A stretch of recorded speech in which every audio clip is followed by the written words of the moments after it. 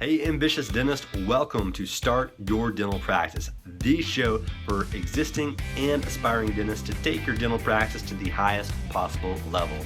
I'm your host, Jonathan Van Horn, CPA and ABV, founder of dentistmetrics.com.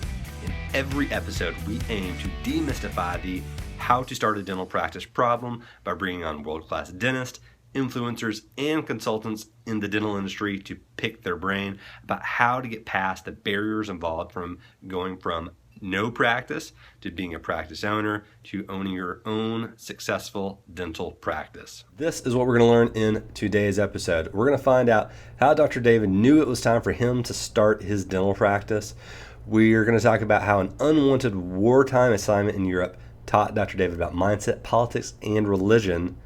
We're going to talk about the process that he went through to start his own practice. We're going to talk about how he used intuition instead of the highest population to dentist ratio on the continent to find the perfect location for his dental practice. We're going to talk about lifestyle design and dental practice ownership. We're going to talk about the problems that Dr. David had to go through and get through in order to become a successful dental practice owner, and how his back was against the wall so many times in both business and in his personal life while going through all these adversities. Seriously, he's got a story that will really make you realize how much you can get through as a business owner. It's a great story. So he's going to talk about the one piece of advice he would give a startup practice owner and what he would do if he was starting a practice over again today. We're going to talk about some of the problems that he didn't know were going to be problems before he started the practice.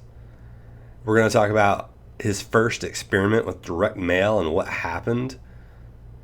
We're going to talk about momentum in dental practice ownership and how that can help you build your practice. We're going to talk about why you need to be a student of marketing whenever you're going to be a business owner. We're going to talk about the golden rule and how it applies to dentistry. And lastly, we're going to talk about, should you be friends with your patients? This is a pretty controversial area for a lot of practice owners right now, and I think he gives some pretty great advice on it, or at least how it works for him. So lastly, at the end of today's show, I've created a special bonus based off of today's episode. So make sure you stick to the end to hear the special bonus that I'm going to give away for this interview. So anyway, now on to today's interview with Dr. Maloely. Today I have with me Dr. David Maloely, the founder of Vail Valley Dental Care and the Relentless Dentist. We strive in these interviews to bring real world stories from real dentists who have been there, done that in the journey from not being a practice owner to starting their own dental practice, whether that be through startups or transitions. So, Dr. David, thank you so much for coming on. You want to say hi to everybody? Hey, it's an honor to be with you today. I love what you're doing here, and I'm happy to share. There's a new book called The Entrepreneurial Roller Coaster by Darren Hardy of Success Magazine, and I've certainly been on that for the last 4 or 5 years. And I've made a lot of good decisions, but I've also made a lot of, I wouldn't call them horrible because I learned from them, but days and decisions I wish I had back. And so if I can save even one of your audience members one of those sleepless nights that I've had, then I'm happy to share. Absolutely. So tell us a little bit about where you came from, where'd you grow up, how you got to dental school, what happened after you got out of dental school, just to kind of give us an introduction to you and your story. Well, at heart, I'm a Nebraska farm kid. I grew up in a family farm. My dad had 11 siblings, and my grandparents were Lebanese immigrants. So I think that's a key part of my story because all I saw was hard work. I didn't know there was anything else. I didn't know there was unambitious people. When you're essentially a teenager with your bride and you move from Lebanon to Nebraska, it makes risks that I take now seem pretty insignificant. Not even fair to call them risks. So that's where I grew up, and as soon as I could work, I was driving pickup and doing chores around the farm. And at the time, I didn't see it as a benefit really because my friends were out playing baseball all summer, and I was working some weeks 60, 70, 80 hours, and that was really a blessing in disguise, and one that pays off every day for me now, because it's, if you're going to be an entrepreneur, if you're going to start a practice, that's a key element. I think a lot of times in dental school we're sold a bill of goods that you do all your investment up front, and time and energy and school loans and whatever it may be, and then the day you graduate, you know everything about dentistry, and it all starts paying off. But you really that's just the front door that you have to walk through, and then the real work, for me anyway, I think most dentists who've started a practice can relate. The work really begins in self-study and CE, and then realizing that the clinical game is maybe half of it, and that you need to know about being a business owner and being a leader and being a marketer and all those other hats and plates that you need to spin. So, to backtrack, I grew up in Nebraska. I was educated at the University of Nebraska. My first, I guess, professional pursuit was athletic medicine, which I think is another key element, because I worked with the Nebraska football teams of the early 90s that didn't lose for a few years. And I got to spend some time around Tom Osborne, who was a quiet, unassuming leader. But he surrounded himself with other coaches, players that were nothing like them. And so I don't think I appreciated, in fact, I know I didn't appreciate two things at the time. One, how special being around an organization like that was, and seeing like really what it took, and the commitment and the collective vision that it shared. And then to see, now that I look back at a great coach like Tom Osborne, those lessons aren't sports lessons at all. They're life lessons and leadership lessons that can be applied in life. And he truly cared for his players like sons. Some of his coaches were about as opposite of him as possible, and you wonder, like, how did they ever get along with such big egos and difference in personalities? But he just had a way of making it all work, and I think about that often. So through athletic medicine, I met. He was actually the team dentist of the basketball team when I was working for the basketball team back in 95, 96, I think it was. And I was getting a little bit, while the experience was incredible, I was starting to wonder if this is something I really wanted to do for a lifetime, because I saw the trainers. They were there before the coaches got there. They were there late at nights. They were on the road all the time. They seemed a little disconnected from their families. And that was something that concerned me in the long haul. Is that something that I really wanted to be married to my occupation? And family was an important part to me, and it just didn't seem to, when I looked long-term vision, it didn't seem to play out very well. And I started talking to this Dr. Custer, who ended up being a mentor of mine, and let him know that I was slightly frustrated with my career path. And literally in a day, he talked me into going into dentistry. And shortly thereafter, I quit athletic medicine, started gathering the prereqs that I needed for dental school, because I wasn't quite on course for that, even though it was another let's say medical specialty. And from that, I mean, that's really for me a testament and purpose, because I was a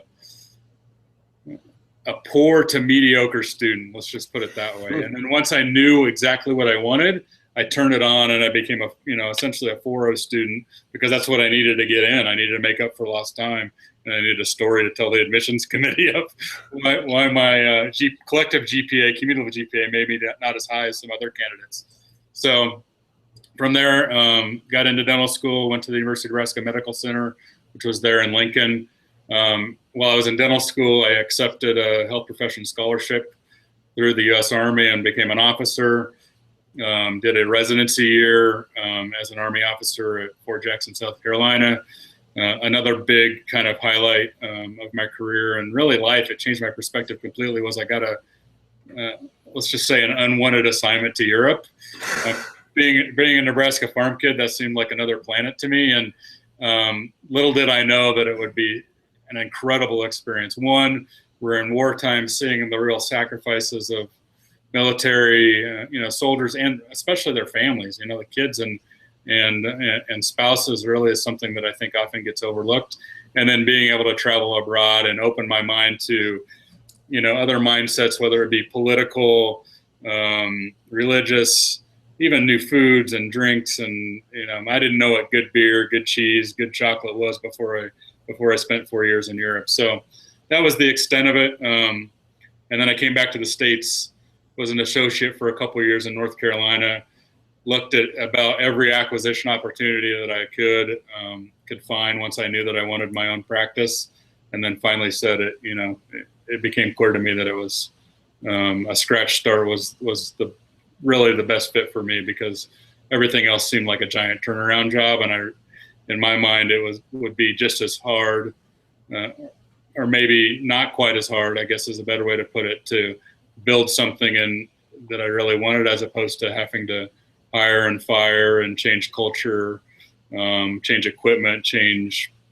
practice facilities. That's what I was looking at in probably the 10 or 12 practice acquisition opportunities that I looked at back in, that was 2007. So that kind of got me to where we are today in Colorado. So let's pull back to 2007. Whenever you said you were ready to own, how did you know that you were ready to own? I don't like people making decisions for me. So in hindsight, when I look back to a kid, I always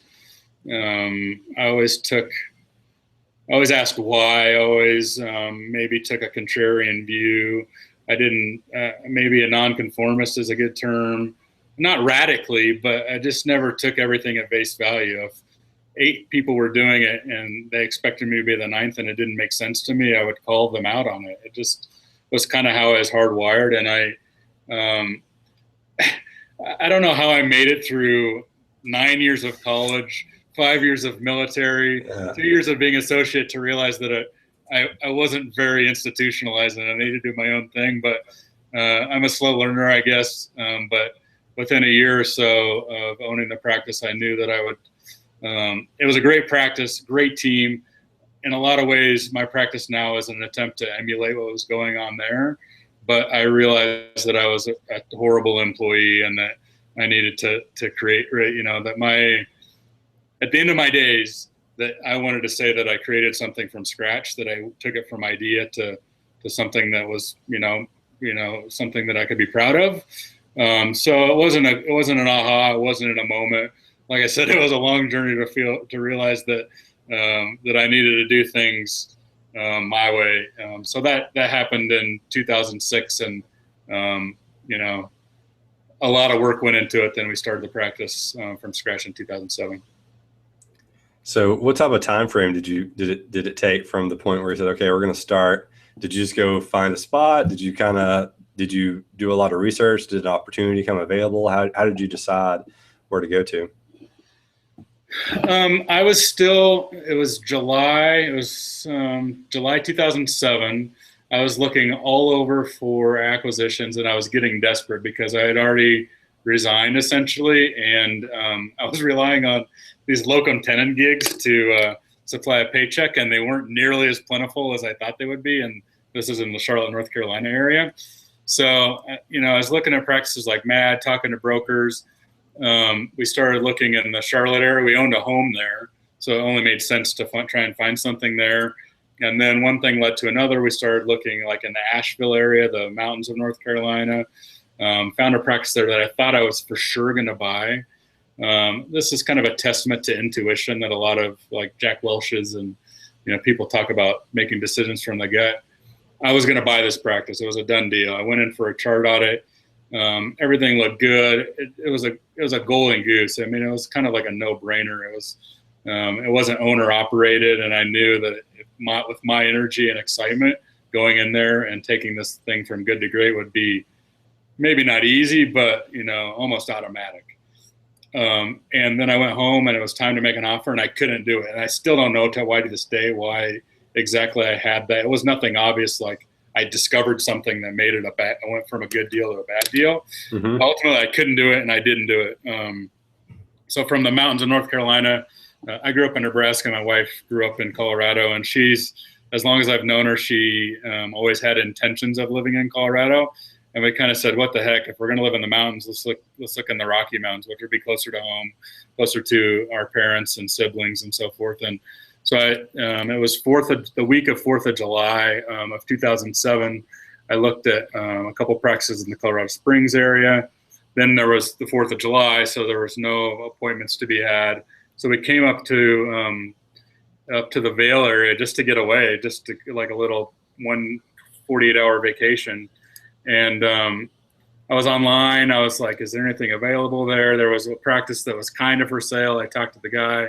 No, it's not really for sale. I'm going to actually stick around. And I was looking, I was actually just looking at commercial real estate, and it wasn't very plentiful.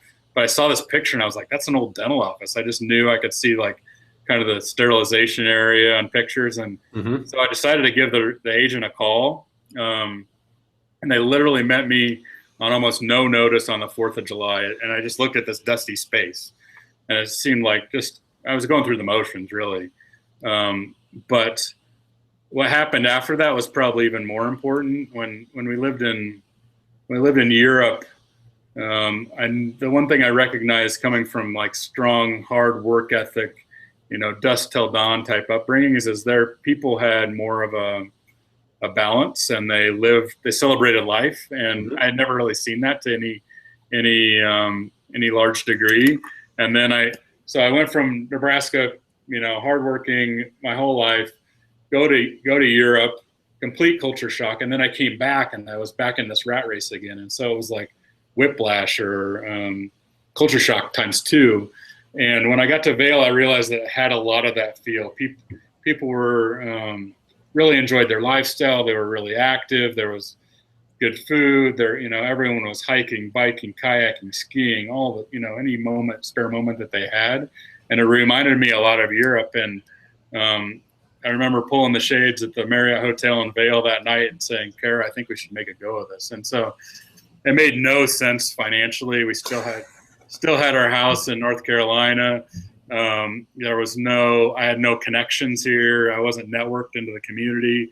It would literally be like a dead scratch start, not to mention a crappy economy in 2007. Oh yeah. And plenty of dentists to be there. I wasn't begging for another dentist. But it was, again, an intuition thing that entrepreneurs use this phrase a lot. I feel like when I hear run across it a fair amount, it just became a thing that I could not do. I think one, it was a big, hairy, audacious goal, and it seemed really difficult and challenging. And 2, it's, kind of reverse engineering. It seemed like something, if I was going to start a family and be proud of my days, say from my rocking chair when I was 85, it seemed like something that made for a compelling story and something that I'd really be proud of if I could find a way to pull it off. Interesting. So you picked a place based off of community, the way you felt the people around you were acting, rather than going out and finding the highest, say population to dentist ratio you could find. Is that accurate? Absolutely. It was all about lifestyle design. What did my practice look like? And then what would I do when I got off work at 5 o'clock? What would I do on the 3 days I have off every day? And so to have bike trails and skiing and, none of this stuff is something, I didn't grow up doing this at all. I wasn't an avid skier, and I needed to get as many ski days in as possible, but it seemed like living every day where people spend all year trying to vacation seemed like a really good idea to me. So that had to be a little, you're a very smart business guy. You have a business mind. So I know that, like you said, it didn't make financial sense, but you guys made the jump and did it. So that had to be kind of scary from a kind of, like you said, being contrarian. You went to an area where if you talk to most probably consultants or people in general, they would talk about this, the population to dentist ratio. What were your thoughts on like, did you have like a worst case scenario? This will happen, and a best case scenario, this will happen. Yeah. I think I was probably slightly overconfident. one thing that I recognize is that at that point in time, that I had always been thinking like a business owner, even from the time that I was a small child. It was always, if I could build this clothing company, or if I could, just big childish dreams that weren't about Legos and bike rides. It was about what I was going to do in the future. And so the one thing that I knew about dentists is that most people don't spend much time working on their business. They were clinicians. So part of my confidence came from the belief that I could be the best marketer in town, and I could although I knew almost nothing about marketing, I was confident that I could figure it out, that I could crack the code. The other thing at play was the giant challenge. It just seemed like something that I think it's Will Smith that said, never have a plan B because it distracts from plan A. There's something about being uncomfortable that made me really uncomfortable, and I can't quite explain that. But I was upside down in a house. The other thing that made me overly confident is I thought, I'm a dentist. Banks will give me whatever money I need to get started, and that was a complete myth. They looked that I purchased the house with no money down, VA loan in 2007, and that 2 years later I was upside down in the same house in 2009. 2009 was actually when I moved to Colorado. I misdated earlier. And it wasn't the case. So I came up with this killer business plan. I worked on it day and night.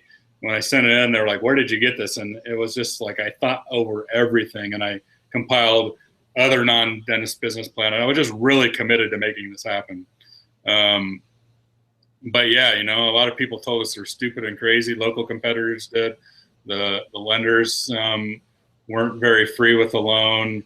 Even family members thought like, this is not what you do after you've spent, the sacrifice to serve your country, go to dental school, all those sorts of things. That there's got to be an easier way to make a buck. But some of that was just an internal drive that I think a lot of entrepreneurs come with, just wiring.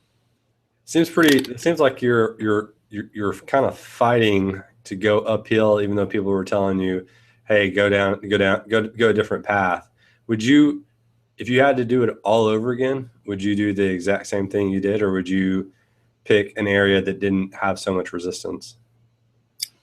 It's a tricky question, because when I look back at the first 2 years, I wouldn't wish it on anybody. Now that I'm, if somebody, and I have the podcast, a lot of young dentists will write in and say, like, what should I do? And I don't recommend a risky choice at all, because there's easier ways. And I think it has to be something that you're really compelled to do.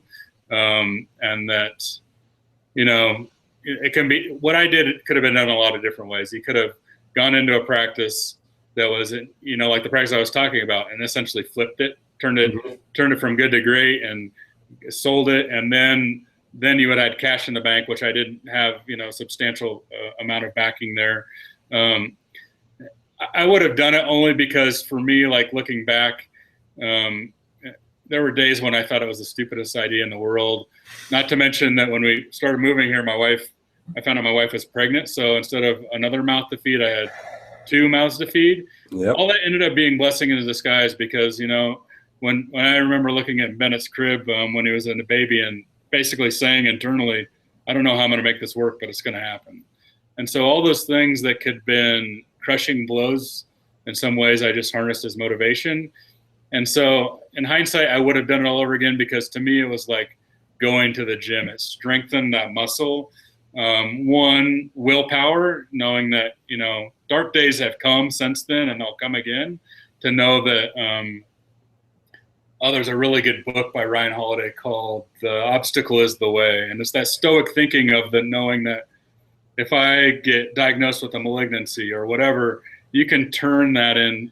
And he gives several analogies through history, Edison and lots of great people who were able to take these seemingly negative things and really channel them and funnel them in to create energy, to create good, and create a lasting legacy and things that they would be proud of. So that's a long-winded answer.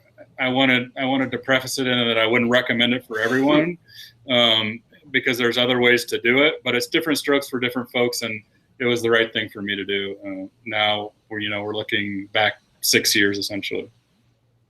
It's really good insight. One analogy I like to make a lot to people is it's not always going to be easy. And so whenever you're trying to start any type of business, there's rarely the perfect time. The stars are never going to align. You're going to get an email saying, hey, guess what? It's time to start a practice. It's time to go off on your own, make this leap of faith, quit, making this money. Some people are fortunate enough to be able to find opportunities to where they can, still practice, 10 miles away, 15 miles away, 30 miles away, open something else up, have that side income going on. And that may work for them because they need that income early on. One of the kind of analogies I really like is when there's pain, there's growth. It's like if you think about working out. I mean, if you ever work out and you feel sore, it's because literally your muscles are breaking down and building themselves back up. Right. Yeah, so, if you didn't break a sweat, then it wasn't worth your time, right? Yeah, exactly. So it's never going to be, rainbows and unicorns every day. There's going to be, like you said, there's going to be a lot of dark days. It's just really how you push past those and get to them that will make you a business owner. Every problem in the world will occur to you in some way. It's really how you get past those problems that make you a good business owner and an entrepreneur at heart. So kind of speaking towards those problems, you said in those first couple of years, there were some dark days. What are some of the bigger problems that you've had to face that you didn't know if you're going to be able to get past and you then got past? Well, the first big challenge is that, so I opened in December of 2009. And so I'm in a resort area. I'm really close to Beaver Creek Ski Resort. I'm about 7 miles away from Vail Ski Resort. And so it's a winter community. A lot of companies only make their money in the winter, and they survive, 8 months out of the year only to make money and they, create this, they know it's a game. They need to know when they hire employees, how quickly they can train them to get up and running. So I opened in December, and the phone started ringing right away. January, even better. February, even better. March, even better. And in my mind, I was just going to grow forever. This is easy. Yeah, exactly. And so we were doing some marketing, but, in hindsight, probably not the best marketing. It was better than, say, the average dentist locally, so it was working. I've since got much more savvy with it. But literally, the resort usually closes in late April. In May, the phone didn't ring sometimes all day long. And I remember distinctly picking up the phone to make sure it was connected one day. I was sitting at, and I remember the other thing I remember is our front door has a little creak to it, and hearing that creak was the best feeling in the world, just because I knew it was one step closer to my 1,500 patients or my 2,000 patients. And so that first May was I was spending far more on marketing than I was taking home. Some months I wasn't taking home anything at all. Every time payroll would come around, I would hold my breath. I was maxed out on essentially maxed out. And it ended up being this crazy shell game where I would take money from here and put it in here just to live another day. And so it was it really was survival in that first year. And then my son was born. And so it incurred more costs. There was a health scare with my wife. She was medevac. So flights across the Rocky and a helicopter aren't cheap. My dog got cancer. There's $6,000 to see an oncologist there. Things that you don't just I can't just say I'm not going to pay for that, or I'm not going to, you have to do it, and you have to find the way. And, it's just, I remember those thoughts, if I need money, where am I going to go? It all worked out. I never asked anyone for anything, but it's just it's just a testament to the power of resourcefulness. And I talked about my immigrant grandparents. at the beginning, my grandfather on the other side was a medic in World War II, and he never spoke of what he saw. He wouldn't. Mm-hmm. But on those days, there were a lot of days that I would think, I know this is challenging. I know this seems like desperate, but it's nothing compared to what people one generation removed from me. These are still first world problems. At the end of the day, if everything goes flat and we can't live here, I moved to Denver, and I'm a dentist still making $10,000 a month or $8,000 a month. So I wouldn't wish it on my worst enemy. It was awful, but it's just those, it's, you leap and sometimes your cape appears. You figure out what you're really made of, and you get resourceful and you figure it out. So it was out of that I discovered marketing. And really that's when, once I started listening to marketing, I started with, I was always kind of into like self-development, and Nightingale Conant will be a name that people recognize if they're into audio programs. I've taken that through tape, through CD, through downloads, but it was always like fitness or, Dale Carnegie stuff, like How to Win Friends and Influence People. But when that phone started ringing, I went right to the marketing section. And so that's when I really started learning marketing, was through Joe Polish's, it's called Piranha Marketing. And then one thing led to another, and I started studying Dan Kennedy. And then that's when a lot of my growth problems went away. So you went from a May where the phone wasn't ringing, the door wasn't creaking probably, unless it was the postman coming in. You were checking the phones to see if anything was going to happen. There was months you didn't get to take any money home, versus having this, your son being born, your wife having medical scare, you having your dog gets cancer. When you're saying this, it seems like a story I made up. No, you'd be surprised how many people, when they think back to things, they realize, like, wow, that is my story. That is my, my. Yeah, totally. If it didn't happen to me, I wouldn't believe. You know what I mean? It's like the truth is stranger than fiction sometimes. Yeah, absolutely. And so you're in this low. You're in an area, probably thinking, every day, going home, is this working? Is this working? Is this working? Is this working? And then you've always, been somewhat of a student of marketing, and that marketing mindset is what helped get you out of it, right? Right. Yeah, without a doubt. Once I started going back to what gets measured gets managed, like I didn't know what I didn't know about starting a practice. I read Michael Gerber's E-Myth, like some foundational like business books that, I don't mean to trivialize them, but it sets the foundation, but it doesn't really tell you what to do. Right. And to make things worse, like I think there's so much garbage in dentistry. I think there's a lot of bad information coming from people who have never done what they're telling you to do before. And so I listened to some of that. I thought direct mail was going to be a godsend to my practice. True story. I send out all these direct mailers. Guess what? I live in a post office box community. Nothing gets delivered to the door. Not a big deal, right? Well, you pick up mail every 4 or 5 days, and what do? You sort it out all over the trash can in the post office. It doesn't even make it home. So I walk into the post office one day, and my mailers are all over the floor, filling the trash can. I know what those are to send out, and I'm collecting them so I could take them back to the office as brochures. So, there's so many things, and it's just an automatic. It's guaranteed 3-to-1 ROI, blah, blah, blah. You got to test it. You got to try it.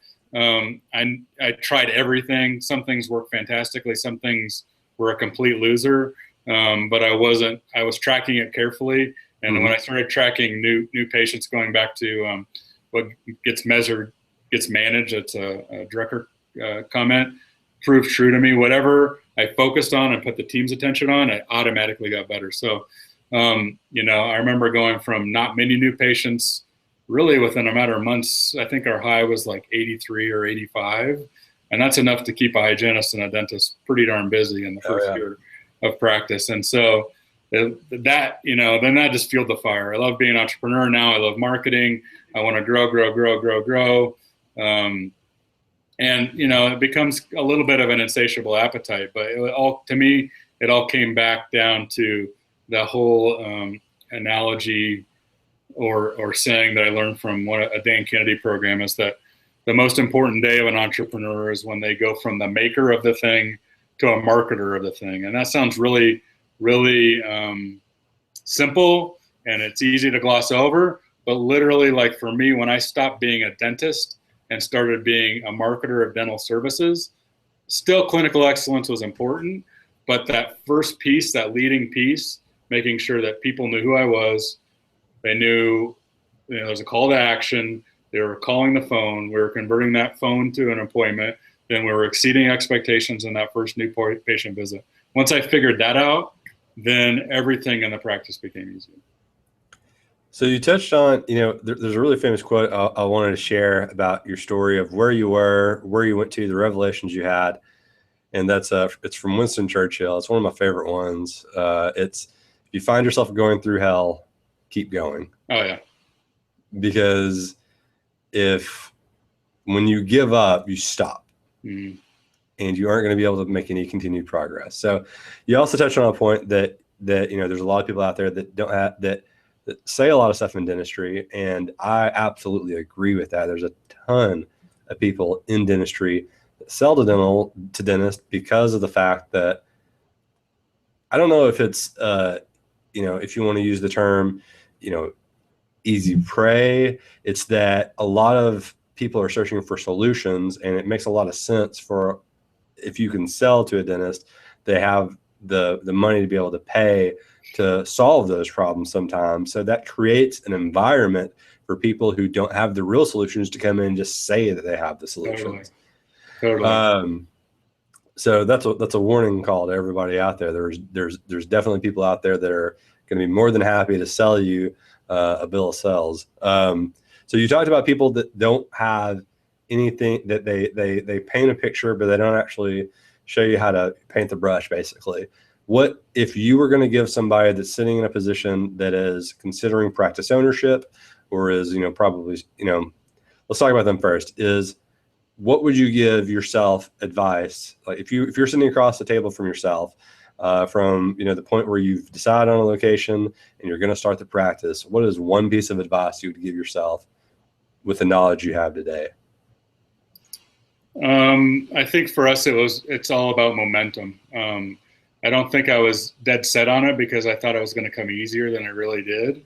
But once the dam broke or whatever, once those insights came in, that momentum is self-perpetuating. So I would still consider our practice, it's 5.5 years old. It's still relatively new. I mean, I think most people probably still think we're the new guy in town. I mean, relative to the other dentists.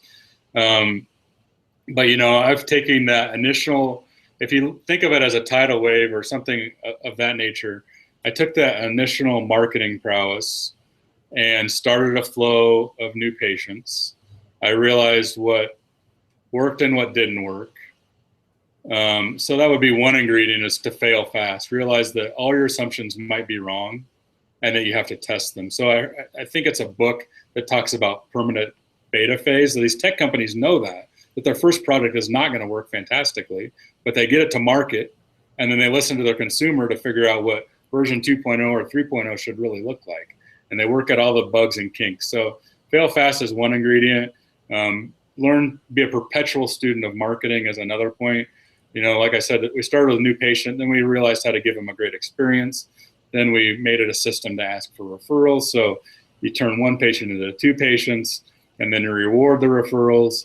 And then, I'm to the point where, like, in the last 2 years, like, I've slashed my marketing budget in half and half again. I'm still an aggressive marketer, but I just don't have to do what I used to because my patients take care of it to a large degree. And that goes back to clinical excellence. And, for our practice, our mission statement starts off with it. Our mission is to create trusting friendships. Now, if you read a book or listen to a consultant, they say, don't become friends with your patients because you're in the medical field. You need to be an advisor, a professional role. Listen, people don't buy from people they don't know, like, and trust. And so you have to, there's so many cliches that go into, like, the golden rule, treat people like how you're going to be treated. Every time somebody comes in, I just treatment plan them like if they were 70 some years old, like my father, or if they were 30 something years old, like my brother. So there's a lot of platitudes I can give, but there's a lot of bogus stuff out there, but it's the old ancient like adages and stuff that's nothing new, that come from great philosophers and religion of old that really helped build a reputation in business. So, I could talk for hours and hours about it. It's ultimately about, in a small town like I am, it's about reputation management. It's about building a reputation and making sure that, my son growing up in this community, I want him to be able to say, like, I'm proud of the way my dad built a business. And so it's a long game. I mean, we grew pretty quick, but to me, it's about looking through. It's that rocking chair test that I talked to you about. Will I be happy that I did it, or I regret not doing it when my grandkids are around my legs asking me to tell them stories? And so when you play that long game, Gary Vaynerchuk talks a lot about this, like, especially now in the internet age, everything contributes to your legacy. You think those videos from college are going to get deleted, or they're just going to live on the internet forever? And so that's the reputation. That's the emotional equity piece that I think, I don't hear any consultants talking about that stuff, but it's so critically important. Your staff will look up to you, your patients will look up to you, your family will look up to you, and you'll sleep well at night. So fail fast, be a perpetual student of marketing, and it's a long, big game. For sure. Fantastic. So great. Well, if anybody wants to reach out to you for any questions, what's the best way for them to be able to get a hold of you? I check most readily my practice website. It's david@vailvalleydentist.com, VAIL, valleydentist.com. Also through our podcasting website, relentlessdentist.com, there's a contact form through there. So anyway, regardless, I'm here to help people because I've made a lot of blunders in my short venture into entrepreneurship. And if I can alleviate one moment of suffering or one bad decision, or tell you, what I would do in hindsight, I take probably 2 or 3 of those questions every week. And so I enjoy it. I'm happy to do it. It comes through Twitter. It comes through Facebook sometimes. It comes through email. It comes through the podcast sometimes. So to me, it doesn't really matter. I'll field any questions. And if I don't know the answer, I'll straight up tell you I don't know, or help you find somebody who will. Great. Fantastic. Thanks for your time today. And I think you've done a good job to help some people with some, give some insight to the journey of your story. So we appreciate it. I loved it. Thanks for having me. Thanks. A special thanks to Dr. David for making time for us today. Now, Dr. David actually mentioned something really interesting to me while we were talking in our interview. And it was about how he consumes his content, his marketing content. And he went on to make some big recommendations. So here's what I'm going to do. I'm going to make a special behind-the-scenes audio clip available where David actually covers his method of staying on top of marketing in his business, along with some other really great book recommendations that you have to check out. Now, I've heard of a few of these before, but I'm excited to get to actually dive in and read them myself. So to get the bonus clip, along with a list of the personal recommendations from Dr. David, text PRACTICE to 33444, and you'll get that as well as a lot of other really great resources from the show. Again, that's PRACTICE to 33444, or you can go to startyourdentalpractice.com/bonus if you're outside of the US. Thanks. Thank you guys so much for being a part of the Start Your Dental Practice community. If you enjoyed today's episode, please do me a favor and go to startyourdentalpractice.com/iTunes to leave your honest feedback and review on iTunes. It's going to help me create a better experience, a better show, a better podcast for you, the ambitious dentist. Your feedback really does help, regardless if you like the show today or not. If you didn't like the show, let me know, because it's going to help me create a better show and podcast for you. Lastly, if you know of anybody that would benefit from today's episode and today's content, today's guest, please feel free to share with them on social media or through email.